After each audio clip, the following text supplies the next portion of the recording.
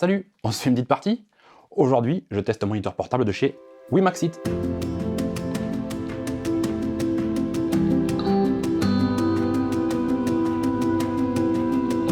Tu peux être à la recherche d'un écran transportable pour brancher à ton ordinateur fixe ou portable pour avoir un écran secondaire, ou alors à ton smartphone pour regarder des vidéos sur un écran un peu plus grand.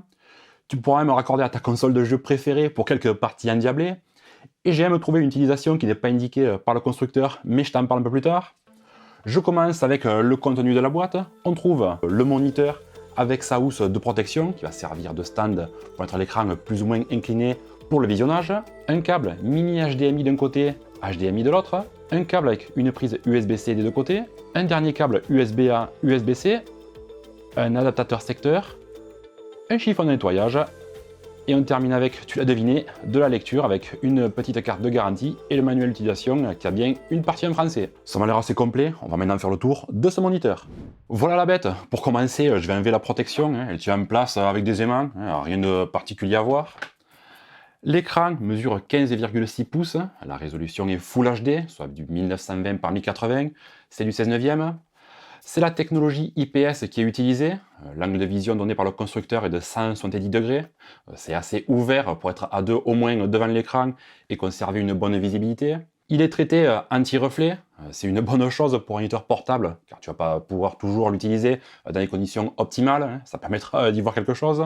L'autre avantage de ce traitement, c'est qu'il prendra moins les traces de doigts, parce que ce moniteur est tactile. Il est capacitif et il peut prendre en compte jusqu'à 10 points simultanément. Alors ça devrait suffire puisqu'on a 10 doigts. Si tu ne connais pas la technologie capacitive, c'est la même qui est utilisée sur les smartphones, donc ça répond au quart de tour, ça sera surtout pratique si tu branches un smartphone ou une tablette à cet écran. Cerise sur le gâteau, cet écran est compatible avec la norme HDR pour profiter d'une qualité d'image maximale. La luminosité max est de 250 candela au mètre carré, alors j'aurais bien aimé un peu plus. Le rapport de contraste est de 1500 sur 1, alors c'est bien joli ces chiffres, mais t'inquiète pas, je finis le tour et on va voir ce que ça donne en vrai. Sur le côté gauche, on a un premier haut-parleur sous les petits trous. Plus bas, le bouton d'allumage et de validation pour les menus. Alors je trouve que l'enjoliveur du bouton balade un peu, un truc un peu plus ajusté aurait fait plus quali. En dessous, une roue qui est multifonction aussi. Si tu pousses simplement vers le haut, tu accèdes au réglage direct du volume. Vers le bas, c'est celui de la luminosité. Si tu tiens appuyé 2 secondes, le menu général apparaît. Tu navigues en appuyant et en tournant vers le haut ou le bas. Tu reviens en arrière ou tu sors du menu en appuyant sur le bouton d'allumage. Astuce, n'oublie pas de valider un réglage en appuyant sur la roue avant de sortir. Tout en bas, une prise qui a tendance à disparaître mais qui pourra s'avérer très utile avec cet écran, la fameuse prise de casque jack 3,5 mm. Sur le côté droit, le deuxième haut-parleur toujours sous les petits trous. Alors, globalement, le son délivré par ce couple de haut-parleurs est correct, sans faire de miracle, alors bon, je vais pas m'étendre plus dessus. Un peu plus bas, une prise mini HDMI, deux ports USB-C 3.1 Gen 2 10 Gb. Entre ces deux ports, il y a une petite diode qui indique l'état du moniteur. On finit avec un port micro USB on the go pour brancher une souris ou un clavier par exemple. Et voilà pour le tour des ports disponibles. Les deux ports USB-C sont capables de recevoir les signaux vidéo, gérer le signal tactile et l'alimentation de l'écran. Alors oui, si tu as un appareil compatible, tu peux utiliser un de ces deux ports pour afficher du contenu sur l'écran. Tu n'as pas besoin d'utiliser le port mini HDMI en plus. Attention, vérifie bien que ton ordinateur, ton téléphone ou ta tablette est bien équipé d'un port USB-C qui prend en charge le transfert vidéo. Si tout est compatible, ça marche impeccable, tu pourras paramétrer l'affichage comme tu veux. Le tactile fonctionne bien aussi, rien à dire, ça fait un bel écran secondaire.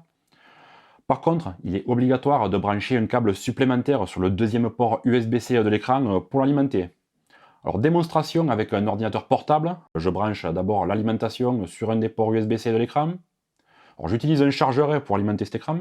Maintenant je branche un câble sur l'autre port USB-C de l'écran d'un côté et sur un port USB-C de mon ordinateur de l'autre. Magie de l'informatique, l'écran est détecté et me voilà avec un deuxième moniteur. Pour travailler sur plusieurs documents ou ouvrir plusieurs logiciels en même temps, c'est très pratique. Le tactile fonctionne aussi, tu peux ouvrir des applications, scroller, bref, contrôler ton ordinateur avec les doigts. Dans la notice, il y a une liste d'ordinateurs portables compatibles avec l'affichage via l'USB-C. Alors il y a Apple et ses MacBooks, Huawei, Xiaomi, Lenovo, HP, Asus et Dell.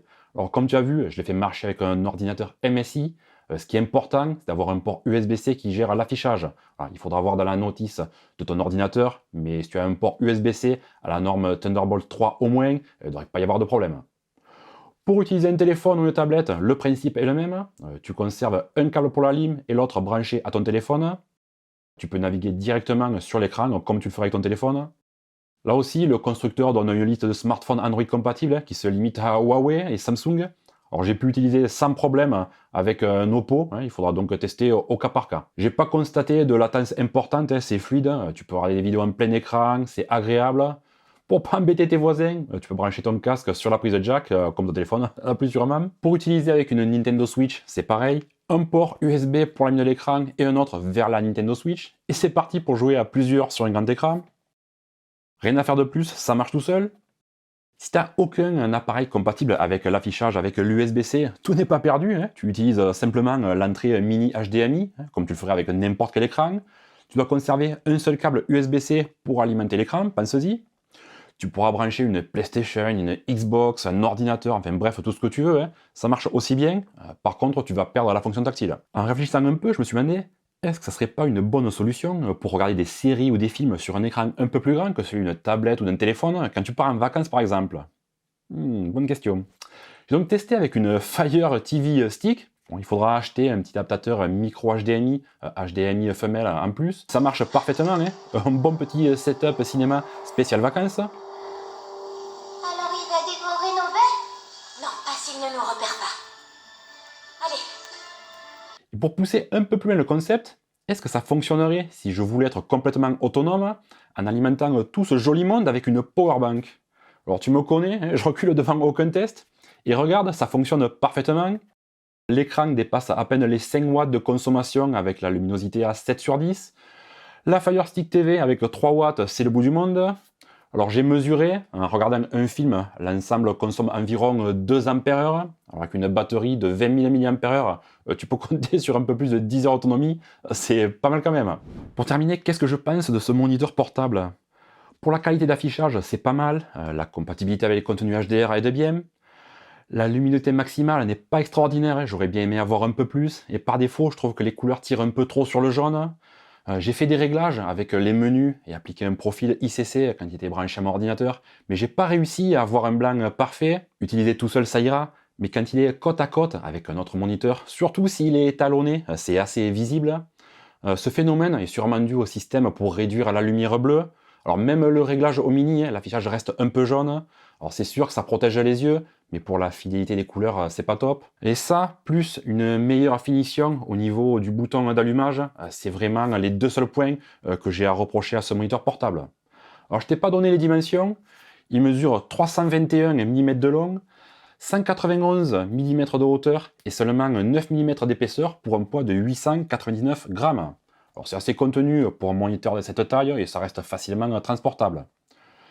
Les diverses possibilités d'entrée vidéo font qu'il est très polyvalent, soit avec le port mini HDMI, soit sur les ports USB-C. Voilà, c'est universel, je vois pas ce qu'on pourrait pas brancher dessus.